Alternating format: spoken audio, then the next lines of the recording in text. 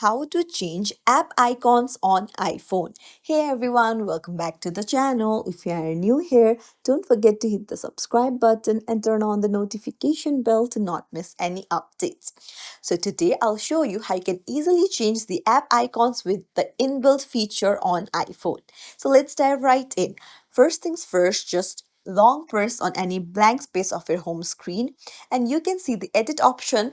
Tap it on the top left and then you can see customize, tap on it, and then you can see that you can change your icons to light, dark, automatic, or even tinted.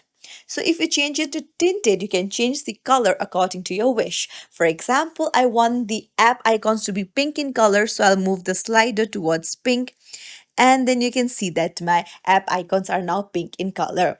Now another function is you can even change the app icons into a larger version of itself. So it's as simple as that to change the app icons on your iPhone. If you found this tutorial helpful, don't forget to like and subscribe to our channel for more tips and tricks. Thank you for watching. See you in the next video, everyone.